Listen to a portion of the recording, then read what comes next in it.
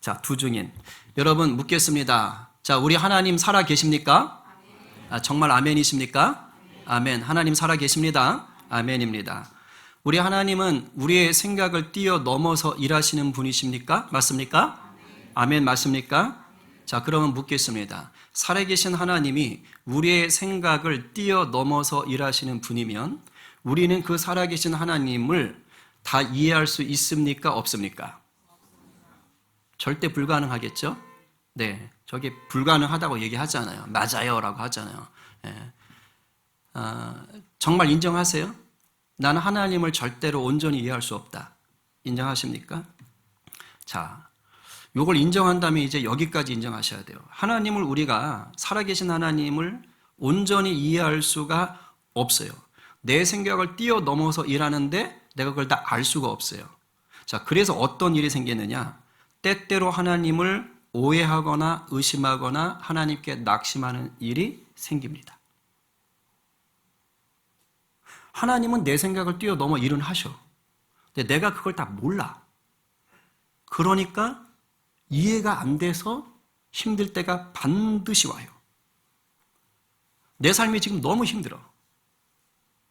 난 지금 하나님이 너무 필요해. 기적이라도 보여주셨으면 좋겠어. 아니, 기적이 지금 필요한 상황인 것 같아. 그런데 하나님이 나를 모른 척 하시는 것 같을 때가 있어요, 없어요? 대답이 작은 거는 늘 하나님이 함께 하시는 거예요?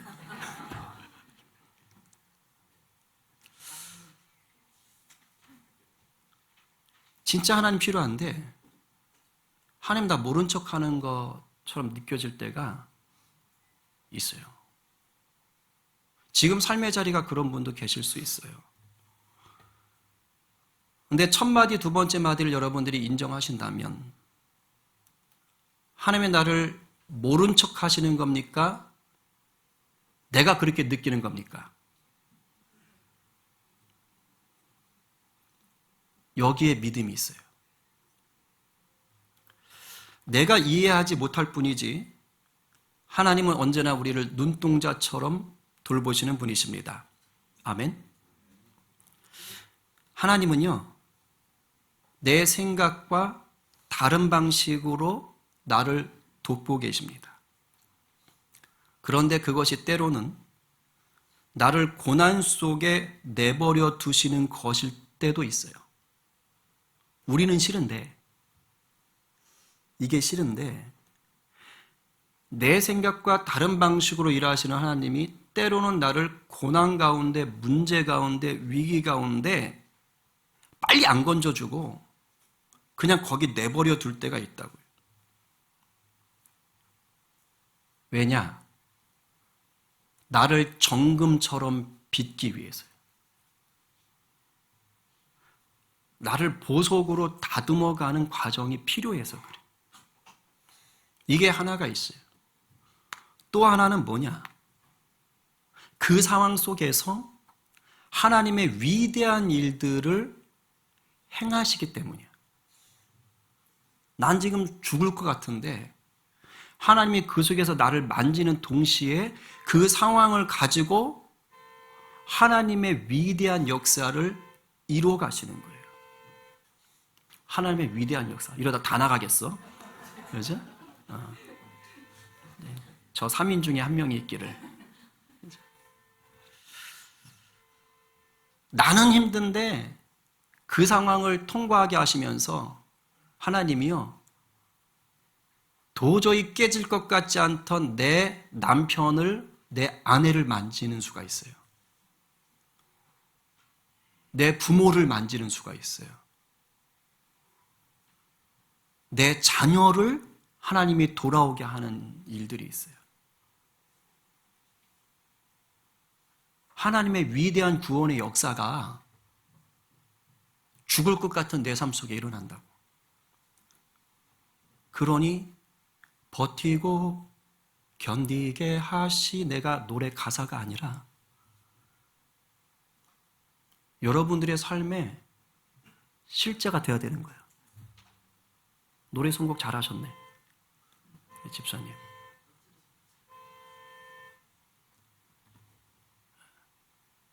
저 빵빵거림과 싸워야 돼. 사도행전이 바로 이걸 보여주는 성경이에요.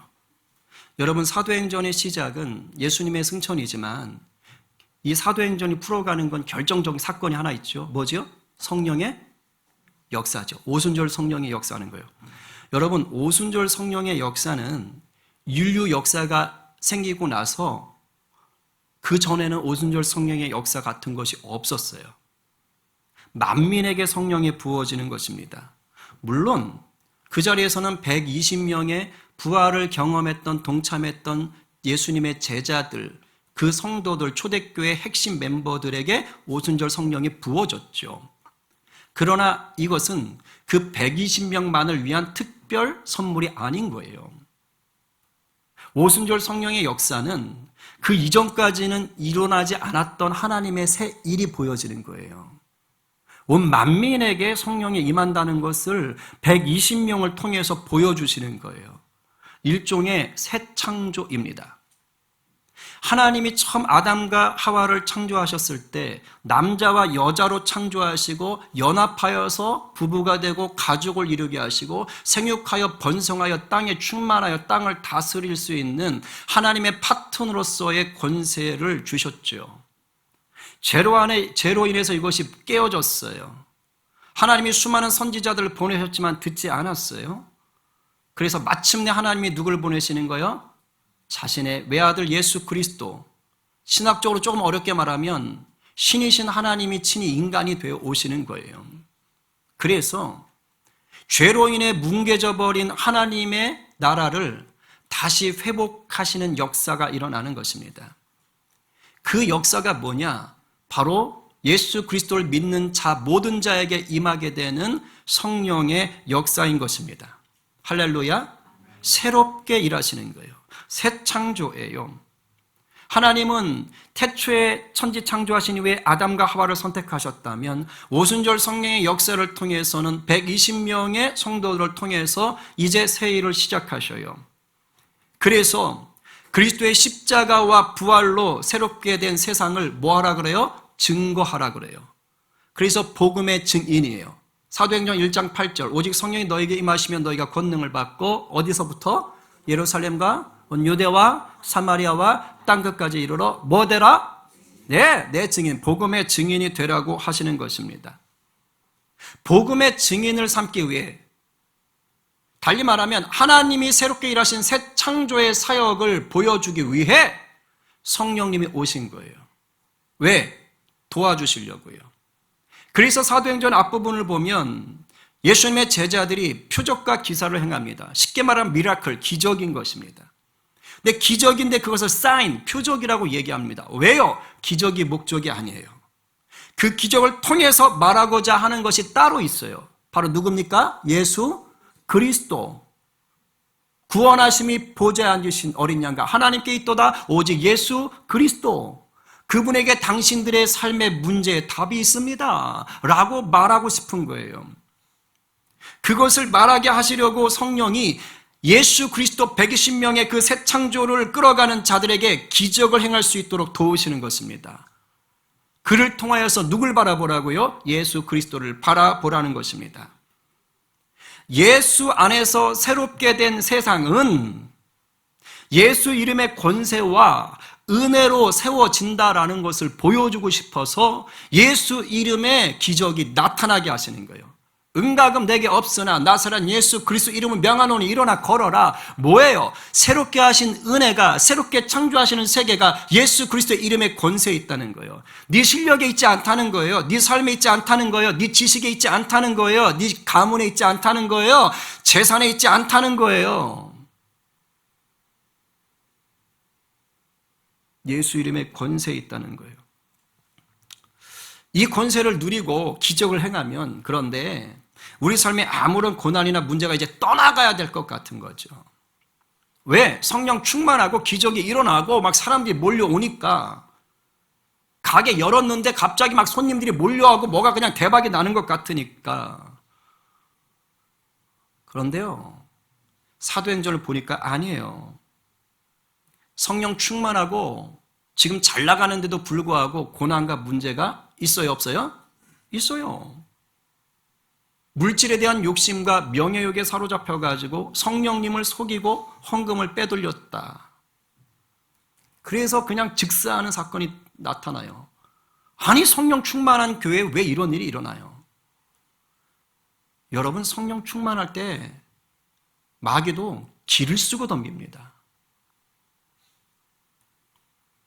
우리 교회 요즘 예배 참 좋죠?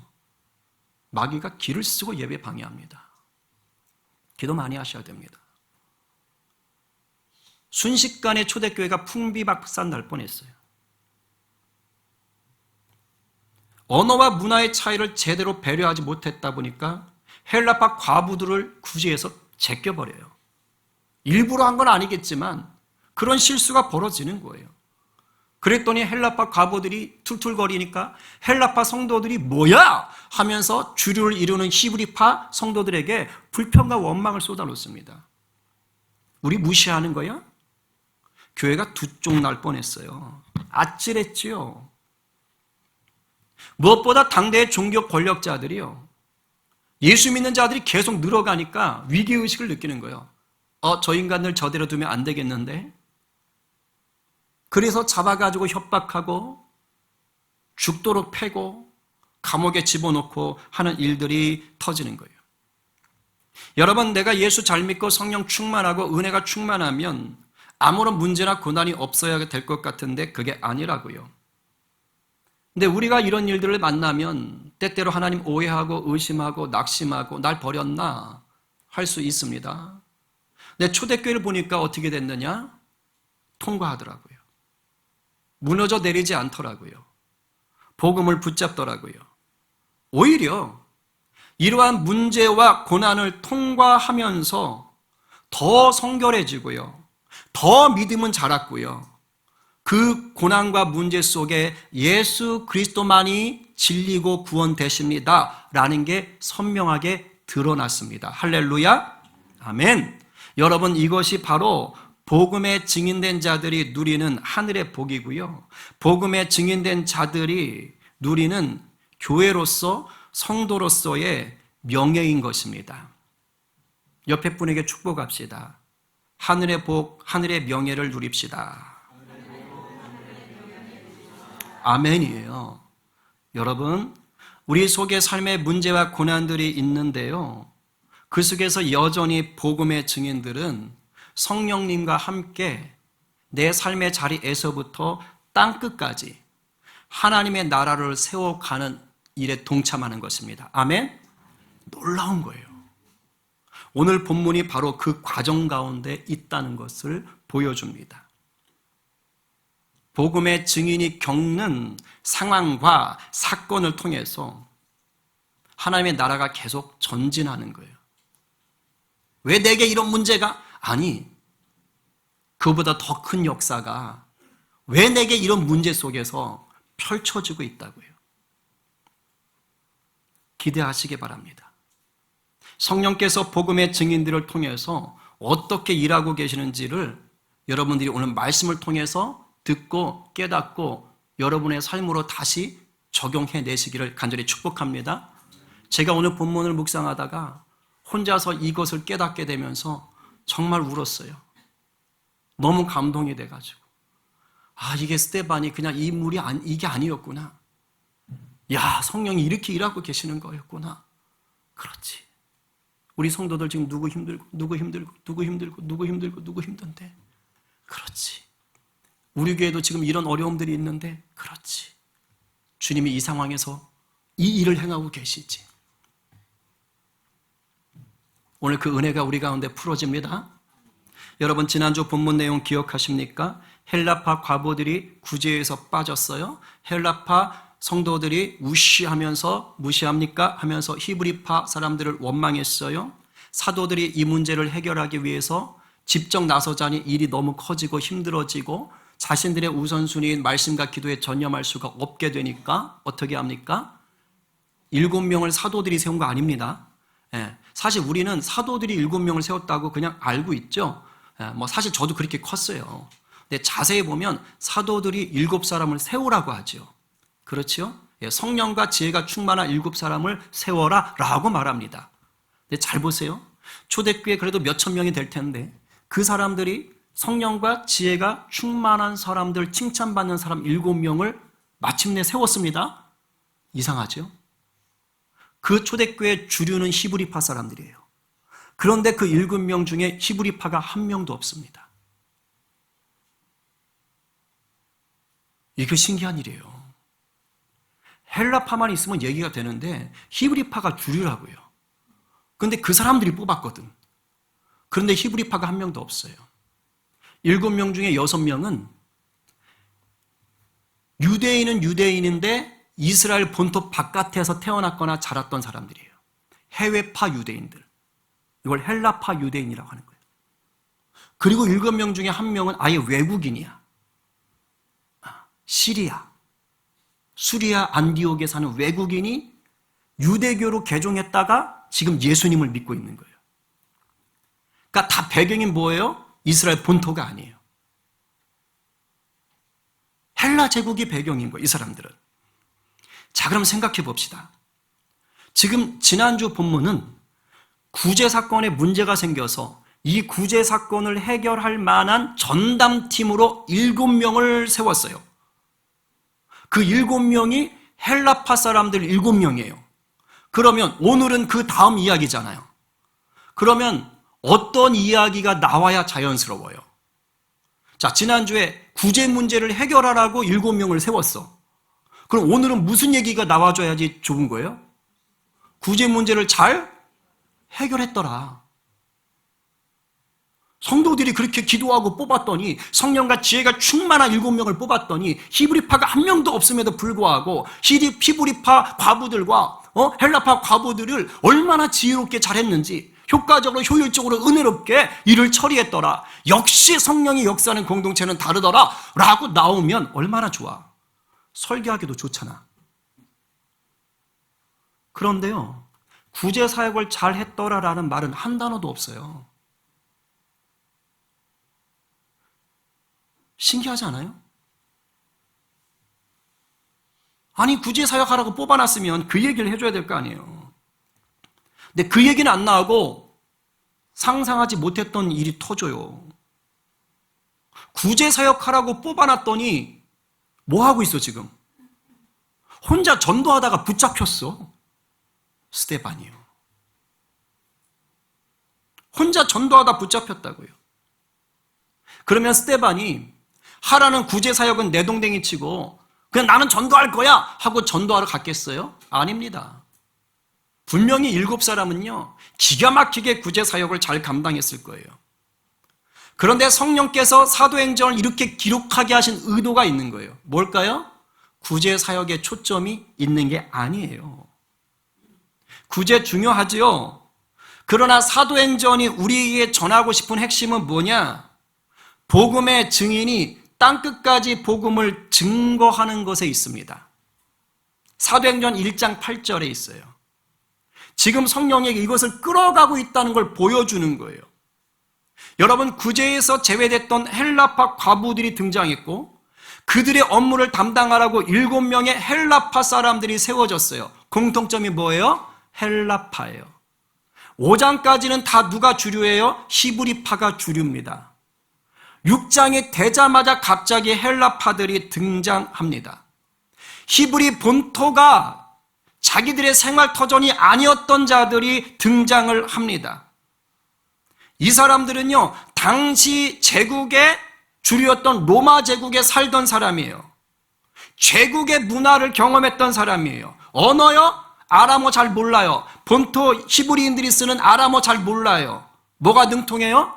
헬라어, 라틴어가 능통해요. 마치 재미동포 3세, 4세들이 저 한국 말 몰라요 하는 거하고 똑같아요. 영어가 자연스럽고 햄버거가 자연스러운 애들인 거예요. 마치 그와 같은 사람들이에요. 6장이 되니까 지금 성령께서 이렇게 배경을 바꾸는 거예요. 보이세요? 성령이 지금 무슨 얘기를 하고 싶어 하는지? 지금 사도행전 1장 8장에서 얘기했던 복음이 흘러가게 하는 것이 보이시냐고요. 복음이 지금 이방 문화권으로 넘어가는 거예요. 근데 제가 말씀을 묵상하다 소름이 돋았어요. 우리는 흔히 생각할 때 예루살렘과 온 유대와 여기를 벗어나면 이제 사마리아, 얘들은 짐승 취급해. 왜? 피가 섞였거든. 더러워. 이방이라고 딱히 보기도 어려운데, 그런데 얘들은 피가 섞였어. 그런데 그 다음은 땅끝이에요. 그러니까 우리 생각에 전도를 하면 예루살렘부터 유대와 사마리아 좀 찝찝하지만 그 다음 뭐 하는 거예요? 외국이구나 라고 생각하기가 쉽습니다. 근데 재미있는 건 사도행전을 딱 펼쳐보니까 저도 미처 못 봤어요. 이거 설교 준비하기 전까진. 주의 은혜가, 살아계신 주님의 생명이요, 예루살렘에서 그 다음에 사마리아 찍고 바로 이방인 외국으로 가는 게 아니더라는 거예요. 여러분, 유대인들은 체질적으로 외국인들을 싫어해요. 선민의식에 사로잡혔어요. 그래서 이방인들을 볼 때 니네는 개야, 니네는 짐승이야, 니네는 야만인들이야 라고 여겼어요. 그러니까 이 유대인들이 자기들이 본토 사람들이 복음을 들고 외국으로 바로 나간다는 것 자체가 사실은 불가능한 거예요. 그래서 하나님이요, 요 작업을 하세요. 놀라워요. 놀라워. 하나님이 유대인들의 그 마음을 아시는 거예요. 성령께서 그 왜곡되어진 선민의식과 변질되어 버린 그 우월의식을 다 아는 거야. 하나님 이걸 다루어서 복음이 진행되게 하려고 뭘 하느냐? 유대인들과 이방인들 사이에 연결고리를 만들어 놓습니다. 그게 뭔지 아세요? 디아스포라예요. 디아스포라는 흩어진 유대인들 얘기하는 거예요. 아까 말했던 해외파 유대인들, 이스라엘 본토 바깥에 사는, 외국에 사는 해외파 유대인들에게 하나님이 먼저 복음이 들어가게 하는 거예요. 놀랍습니다. 지금 예루살렘 안에는 해외파 유대인들이 제법 들어와 살고 있어요. 그래서 지난주 6장 앞에 1절부터 7절에 나왔던 이 헬라파 구제 사건과 헬라파 성도들이 세워지는 것은 뭐냐? 이 해외파 유대인들 중에 먼저 예수 믿은 사람들을 얘기한 거야. 느닷없이 그 사람들 얘기한 거야. 그리고 오늘 본문이 뭐냐? 해외파 유대인들 중에 아직 예수 믿지 않는 사람들, 그들에게 지금 복음이 흘러가고 있는 거예요.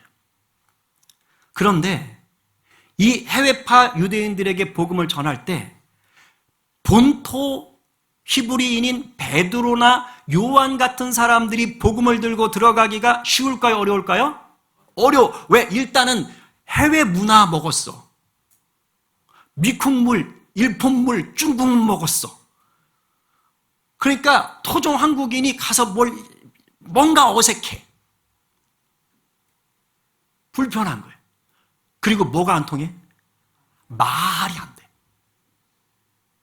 베드로, 요한 유창하게 아람어 할 수 있어. 우리가 한국어 유창하게 하듯이. 근데 헬라어, 라틴어 안 돼. 우리 일본 성경하고 인도 성경 할 때 나마스테 열심히 외워서 가잖아. 근데 앞에 서놓으면 말 안 나오잖아. 제가 그렇다고요. 쉽지 않은 거예요. 문화의 차이도 있고 언어의 차이도 있어요. 이 해외파 유대인들은요, 헬라어가 편한 자들이에요. 그럼 이런 사람들한테 전도하기엔 누가 좋은 거예요? 거기 살다 온 사람. 해외파가 좋은 거예요. 하나님이 이 일을 하시는 거예요. 이 복음의 징검다리로 6장에 딱 들어오자마자 헬라파 과부 문제를 딱 터쳐놓고 공식적인 그 교회 리더십으로 헬라파 7명을 딱 세워놓는 거예요.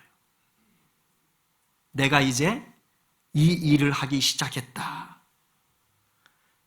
과부들 구제 문제 다루는 그런 게 아니라 그건 교회 안의 문제니까 해결하면 되는 거예요. 근데 하나님의 빅피처가 뭐예요? 이방인으로 복음이 흘러가는데 중간 역할을 할 수 있는 역할을 세우는 거예요. 그게 헬라파 7인이에요. 그 중에 대표가 스데반. 지금 오늘 스데반이 나오는 거예요. 은혜와 권능이 충만하여 큰 기사와 표적을 민간에 행했다라고 8절에서 언급을 하는데요. 여러분 잘 보세요.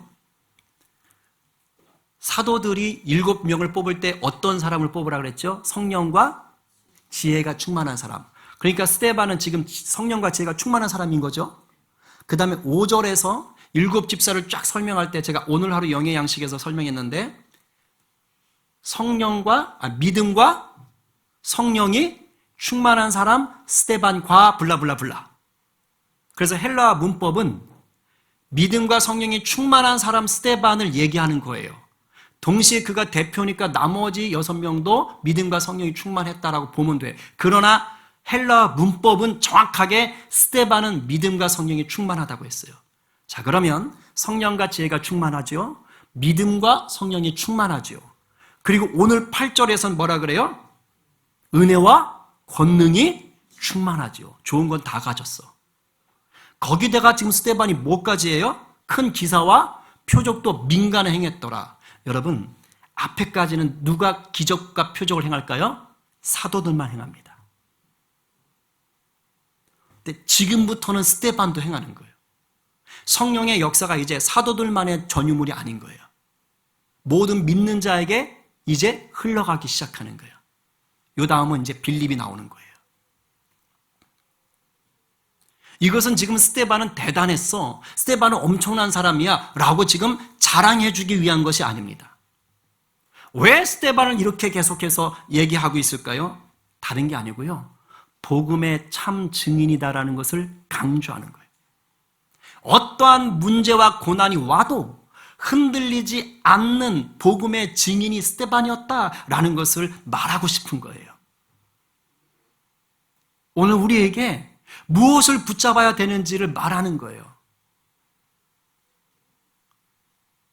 내 삶에서 문제 속에서 위기 속에서 내 장래의 고민들 속에서 붙잡아야 될 것이 무엇인지를 보게 하는 거예요. 세상적인 스펙이라든가 이 땅의 기준들 중요하겠죠. 그러나 성령과 지혜, 믿음과 성령, 은혜와 권능, 성령과 권능을 붙잡으라는 것입니다. 예수 그리스도에게 답이 있다는 것이에요. 그래야 복음의 증인으로 살아낸다는 거예요. 실제로 이제 역사가 이렇게 흘러갑니다. 9절에 보면 스데반이 자유민들의 회당에 가서 복음을 전하다가 논쟁이 일어납니다. 저기에서 자유민들이라는 것은 해외에 살고 있는 유대인들인데 노예였어요. 노예로 살다가 어느 시점에서 노예에서 해방되어 자유를 얻은 유대인들을 말하는 것입니다. 근데 네 지역이 나와요. 어디예요? 구레네, 알렉산드리아, 길리기아, 아시아. 구레네하고 알렉산드리아는요, 리비아하고 이집트예요. 북아프리카를 얘기합니다. 그리고 길리기아하고 아시아는 지금 우리가 아니고요, 터키 지역이에요. 터키 서쪽이에요. 그리고 길리기아는 터키 남쪽에 있어요. 그러니까 북아프리카와 오늘날의 터키 지역, 그 지역 출신들 지금 해외파 유대인들을 얘기하는 거예요. 이 사람들이 지금 회당에 있었다라는 거예요. 근데 여러분, 우리가 알아야 될 것이, 여러분 노예하면 딱 뭐가 떠올라요? 어떤 생활이 떠오르십니까? 아주 쎄빠지게 일만 하고, 그죠? 막 밥도 막 던져주면 먹고, 막 그런 것들을 생각날 수 있잖아요. 그렇지 않아요. 로마 제국에서 노예들은 그런 일을 한 사람들도 있지만 의외로 전문직들이 많습니다. 마치 느부갓네살 왕이, 바벨론 왕이 왔을 때 누구 잡아가요? 다니엘 잡아가잖아요. 왜? 똑똑한 애들 키워서 써먹으려고 한 거예요. 로마 제국이 그렇게 했어요. 식민지에서 똑똑한 사람들 자기들 노예로 붙잡아가지고요, 일시키는 거예요. 그래서 이때 당시에 노예인데 누구냐? 의사, 교수, 법률가, 회계사, 통역관, 이런 사람들이 죄돼 있어. 유대인들이 좀 똑똑해요? 이런 일 하는 사람들인 거예요, 지금. 그러다가 노예 신분에서 해방된 거예요. 그러니까 이 사람들이 거기서 이미 털을 잡고 있었던 거예요. 뭘 가졌을까요? 똑똑하니까 돈이 오는 거예요. 재력이 있던 자들입니다. 그런데 이제 자유인 신분이 되니까 뭐 하는 거예요? 나 고국에 가서 신앙을 지키고 싶어. 이렇게 되는 거예요. 그래서 지금 예루살렘으로 들어와 있는 거예요. 그래서 거기서 왔는데 어떤 문제가 생겼느냐? 유대인들이 다니고 있는 회당에 가서 쉽게 말하면 이런 지역교회야. 그런 지역교회를 본토인들이 있는 곳에 갔는데 일단 말이 잘 안 통해. 그리고 문화가 불편해. 그리고 유대인들이 워낙 이방인들을 싫어하니까 외국에 살다 왔다니까 뭐 하는 거야? 어머 저것들 막. 마치 외국에 살다 오는 사람들 고기 많이 먹으니까 막 몸에서 막 좀 고기 냄새 날 수도 있잖아요. 그러니까 막 이러는 거 똑같은 거예요. 우리 몸에 김치 냄새 나는데, 마늘 냄새 나고, 걔들은 그것 때문에 죽으려고 그러는데. 이러니까 해외파 유대인들이 히브리파 회당에 못 가는 거예요. 그러니까 뭐 만든 거예요? 돈은 있겠다. 자기들의 회당을 만들어 놓은 것입니다. 그리고 스데반은 해외파 출신이야. 너무 자연스러워. 그러니까 지금 이 해외파 회당에 다니면서 뭐 한 거예요? 복음을 증거했던 것입니다. 하나님이 지금 이 일을 하시는 거예요. 이 본토 유대인들은 여기 갈 수가 없어요. 불편해서. 근데 스데반이 가서 복음을 전했는데 이 해외파 유대인들이 복음을 들었다 안 들었다? 오늘 본문은 안 들었어요. 거부했어요. 그래가지고 뭐 하는 거예요? 싸움하는 거예요. 논쟁했다 그랬잖아요. 싸움하는 거예요. 자기들이 알고 있는 성경을 지식 가지고 막 스데반하고 싸우는 거예요. 근데 스데반은 이길 수 있다 없다? 없다. 왜요? 성령과 지혜가 충만하거든요. 10절에 스데반이 지혜와 성령으로 말함을 그들이 능히 당하지 못하여. 여러분 성령이 하시는 행동이 뭔지 아십니까? 일이 뭔지 아세요? 예수 그리스도를 알게 하는 거예요. 예수 그리스도의 말씀을 깨닫게 하는 것입니다. 그러니 스데반을 어떻게 이겨요? 성령께서 예수님을 깨닫게 하고 말씀을 깨닫게 하는데 그러니까 이기질 못하는 거예요. 그러니까 이 사람들이 꾀를 냅니다. 아주 나쁜 꾀를 내는 거예요. 뭐 하는 거예요? 거짓 증인을 돈 주고 사가지고요. 여론을 선동해가지고 스데반을 붙잡는 겁니다. 재판을 걸어버리는 거예요. 고대 이스라엘은요, 검사 제도가 없습니다. 2명 이상의 증인을 세워서 고발하면 그냥 붙잡히는 거예요. 그럼 집어넣을 수 있는 거예요. 그러니까 지금 사람을 사가지고 매수하는 거예요. 그래서 11절에 뭐라 그래요? 이 사람이 모세와 하나님을 모독하는 말을 하는 것을 뭐 했다고요? 우리가 들었노라 하게 하고 말을 넣어주는 거예요. 야, 요렇게 했다라고 얘기를 해라 라고 얘기하는 거예요. 아마 이 사람들은 해외파니까 자기들이 직접 나서긴 쉽지 않을 거야. 왜? 본토 히브리인들이 별로 안 좋아하니까. 아마 히브리인들을 돈으로 매수했을 거예요. 그래서 지금 뭐 하는 거예요? 선동합니다. 여론을 선동하는 거예요. 그래서 그 사람들이 일어나가지고 저놈 잡아라 해서 스데반을 붙잡아 옵니다. 12절에 백성과 장로와 서기관들을 충동시켜 와서 잡아가지고 공회에 이르러. 4장 5장 넘어오면서 사도들이 공회에 잡혀가잖아요. 유대인들 재판정인 거예요. 쉽게 말하면. 지금 스데반도 거기에 붙잡아 놓은 겁니다. 그리고 스데반을 고발하는 내용이 뭐냐? 13절 14절이에요. 읽어보겠습니다. 시작. 거짓 증인들을 세우니 이르되 이 사람이 이 거룩한 곳과 율법을 거슬러 말하기를 맞이 아니하는도다. 그의 말에 이 나사렛 예수가 이것을 헐고 또 모세가 우리에게 전하여 준 규례를 고치겠다 함을 우리가 들었노라 하거늘. 여러분 지금 거짓 증인들이 고발하는 거 어디서 많이 들어본 것 같지 않아요? 예수가 이것을 헐고, 이거 예수님을 고발했던 거짓 증인들이 했던 그 얘기 그대로입니다. 그대로요. 판박입니다. 그거 가지고 지금 하는 거예요. 여러분 거짓 증인들의 특징이 있어요. 뭔지 아세요? 없는 얘기, 전혀 엉뚱한 얘기 하지 않고요. 진실을 살짝 비틉니다. 진리를 왜곡합니다. 진리인데 내가 싫다는 거예요. 오늘날도 똑같아요. 오늘날도 어떤 정치적인 이슈 터지잖아요. 꼭 이상한 말 만드는 사람들이 있어요. 그래서 그걸 몰아가는 사람들이 있어요. 나중에는 다 밝혀지죠. 전혀 근거 없는 것들이. 이런 식으로 지금 거짓 증인들이 나타나는 거예요. 근데 예수님이 어떻게 말씀하셨는지 아세요?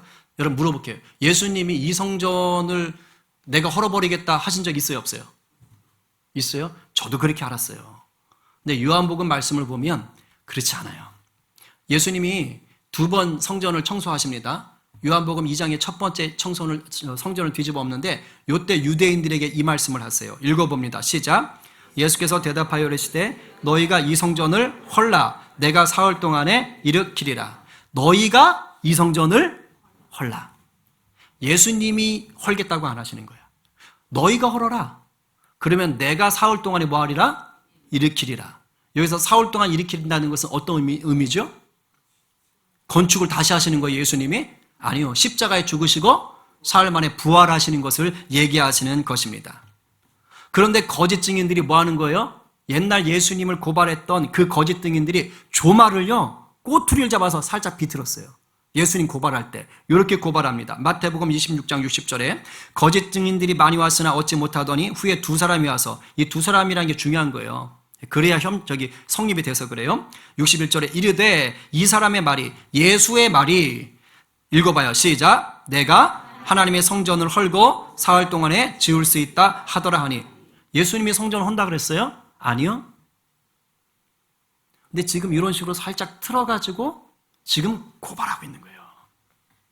그리고 예수님은 바리새인들하고 굉장히 많이 부딪혔어요. 서기관들하고 많이 부딪혔어요. 왜? 모세의 율법을 잘못 적용했거든. 근데 그걸 가지고 지금 모세 율법을 예수님이 뜯어 고치려고 했다는 식으로 지금 고발하고 있는 거예요. 스데반에 와서는. 근데 예수님은요, 이렇게 말씀하십니다. 5장 17절 시작. 내가 율법이나 선지자를 폐하러 온 줄로 생각하지 말라. 폐하러 온 것이 아니요 완전하게 하려 함이라. 지금 스데반을 고발하게 할 때 모세 율법을 고치려고 한다는 건 없애려고 한다는 뜻이에요. 폄하시키려고 한다는 뜻이에요. 근데 예수님은 그것이 아니라 완전케 하려 하고 왔다라고 말씀을 하시는 거예요. 근데 거짓 증인들은 뭐 하는 거예요? 진리를 살짝 비틀어서 말꼬리 잡고 그거 가지고 흔들어대고 그거 가지고 고발하고 그것을 여론을 만들고 그렇게 잡아먹으려고 하는 것입니다. 참 증인된 스데반과 이 거짓 증거를 만들어낸 거짓 증인들의 거부하는, 복음을 거부하는 자들이 딱 버티고 있는 거예요. 그래서 지금 스데반이 뭐 하고 있는 거예요? 고난을 당하고 있는 거예요. 잘 생각해 봐요. 구제 사역하라고 뽑아놨으면, 그냥 스데반이 과부들 구제하는 일만 잘 해줬으면 이 고난 당할 필요 있어요, 없어요? 없어요. 그러나 성령은 그 뜻이 아닌 거예요. 삶의 자리 가운데 복음을 살아내라는 거예요. 여러분이요, 그냥 세상에서 주어진 일만 감당하면, 그냥 적당하게 하면요, 좀 편하게 사실 수 있어요. 근데 예수 믿는 복음의 사람으로 살려고 하면 어떻게 돼요? 인생 피곤해요. 너만 잘났니? 라는 눈총이 들어와요. 내가 더 정직해야 되고요. 내가 더 기도해야 되고요. 내가 더 손해봐야 되고요. 내가 더 참아줘야 되고요. 이런 일들이 많아져요. 고난 가운데 들어가요. 그게 복음을 살아내는 거예요. 근데 사도행전 보니까 거기에 초점이 있어요. 복음의 현장에서 복음의 증인이 되라는 거예요. 하나님이 이 과부 문제, 헬라파 문제를 들어서 이방인 선교의 징검다리 삼는 일에 스데반 네가 쓰임 받으라는 것입니다. 그래서 자유민들에게 복음 전하게 하시고 이 고발과 핍박 속에서 오히려 복음이 더 선명하게 드러나게 하시는 거예요. 여러분의 고난을 통해서 예수 그리스도의 복음이 선명하게 드러나는 것처럼. 지금 보십시오. 거짓 증인들은요, 거짓으로 이걸 고발해야 되니까 억지로 화를 내야 되고 윽박질러야 되고 얼굴에 분노를 삭히지 못하고 막 이런 분위기예요. 거기 모인 사람들이 다 똑같을 거예요. 저놈을 잡아넣어야겠다. 믿는 사람들 지금 비난하는 세계는요, 다 그런 식입니다. 근데 유독 한 사람만 얼굴 표정이 좋아요. 누구예요? 스데반입니다. 스데반. 참 복음을 가진 자. 15절 말씀. 저는 이것이 여러분들의 얼굴 되길 바랍니다. 우리 크게 한번 읽어보겠습니다. 시작! 공회 중에 앉은 사람들이 다 스데반을 주목하여 보니 그 얼굴이 천사의 얼굴과 같더라. 할렐루야! 여러분 입체적으로 보셔야 돼요. 지금 거기는 모든 사람들은 죽을 상, 우거지 상, 분노의 상이에요. 그러나 정작 고발당한 스데반만은 뭐예요? 천사의 얼굴입니다. 얼굴이 광채가 나는 거예요. 근데 성경에 보면 두 사람이 이렇게 나와요. 한 사람은 모세입니다. 하나님의 말씀을 받으러 산에 올라가서 그 십계명 받고 내려올 때에 하나님과 대면하기 때문에요, 얼굴에 광채가 나요. 근데 자기는 몰라. 백성들이 알고 난리가 나는 거야. 그러니까 얼굴에 뭐 하는 거예요? 수건을 뒤집어 썼던 것입니다.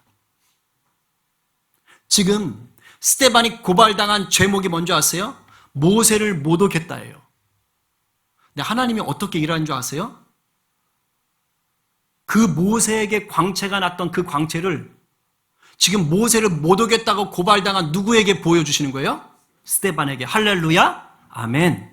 세상이 믿는 자들을요, 온갖 말로 고발할 것입니다. 그러나 오히려 하나님은 복음의 영광으로 여러분들에게 함께 하시는 줄로 믿으시기 바랍니다. 지금 성령이 알게 하시는 거예요. 유대인들이 다 알죠? 모세가 광채 났다는 거. 근데 지금 스데반이 광채가 나. 뭐 하는 거예요? 모독하지 않은 걸 보여주시는 거예요. 또 한 분이 있어요. 얼굴에 광채가 나신 분. 예수님입니다. 제자 3명을 끌고 변화산에 올라가셨을 때 하나님의 역사가 나타나죠. 그때 그들 앞에서 변형돼서 그 얼굴이 뭐같이 빛났습니까? 해같이 빛났습니다. 옷이 화해졌습니다. 여러분, 거짓 증인과 그 증인들의 말에 동조했던 수많은 사람들은요, 다 죽을 상 우거지상인데 복음의 그 참된 증인이었던 스데반은 뭐 하는 겁니까? 예수님처럼 해같이 빛나는 얼굴로 지금 서 있는 거예요. 성령께서 그렇게 이기게 하시는 것입니다. 아마도 자유민들은, 거짓 증인들은 이 생각했겠죠. 야, 우리가 거짓 증거로 스데반 잡았어. 이제 얘는 끝장이야. 실제로 겉으로 보면 그래요. 왜? 다음 장 7장 끝에서 순교하거든요. 아마 자기들이 이겼다라고 생각할 거예요. 그러나 역사는 그렇게 흘러가지 않아요. 여러분, 복음의 증인은요, 고발당하고 협박당하고 핍박당해도 복음은 막히지 않습니다. 할렐루야? 아멘이에요. 부활 생명인 복음을 붙잡은 참 증인의 삶을 통해서 성령은 계속 일하시는 거예요. 여러분의 삶의 고난과 문제와 위기 속에서, 핍박 속에서, 어려움 속에서 계속해서 복음을 붙잡고 있다면 그것이 실패처럼, 그것이 패배처럼 보여도 성령이 그 안에서 여러분을 통해서 놀랍게 일하는 것입니다. 부활 생명이 흘러가게 하시는 거예요. 눈에 보이는 것으로 판단하지 마시기 바랍니다. 2000년 전에 성령이 이 위대한 복음의 행진을 하시기 위해서 스데반을 들어서 사용하셨습니다. 오늘 성령님이 저와 여러분을 들어서 이렇게 사용하기를 원하십니다. 복음의 증인으로 사용하시기를 원하십니다. 어디서요? 지금 여러분이 내게 왜 이런 문제가 생겼지? 내게 왜 이런 위기가 닥치지? 내 인생이 왜 이렇게 깝깝하지? 라고 생각하는 그 자리 속에서 하나님이 여러분이 붙잡은 복음을 통해 성령의 역사를 풀어가기 원하시는 거예요. 세상에서는 자유를 얻었지만 영혼의 자유를 누리지 못하는 그 자유민들, 진리를 왜곡하는 거짓 증인들에게 여러분이 생명의 복음을 전하기를 원하시는 거예요. 여러분의 삶이 어려울 때도 오늘 누가 세상적 자유는 얻었지만 영적인 자유는 얻지 못해서 죽어가고 있는 거짓 자유자들에게 참된 자유를 주는 복음을 증거하시겠습니까? 오늘 누가 문제와 고난 속에서도 우리의 생각과 경험을 뛰어넘어서 하나님의 나라를 세워가시는 성령님을 다시 한번 신뢰하며 다시 한번 복음 앞에 서시겠습니까? 여러분 감정이 아니라 여러분의 견고해져 버린 그 과거의 경험들이 아니라 성령, 새 창조하시는 성령, 그 성령 앞에 서시기를 바랍니다. 그 무엇도 우리를 그리스도의 사랑에서 끊을 수 없음을 믿고 환경에 지배당하는 자가 아니라 성령의 다스림을 받는 자로 서기로 결단하는 저와 여러분 모두 되기를 간절히 축원합니다. 아멘. 기도합시다.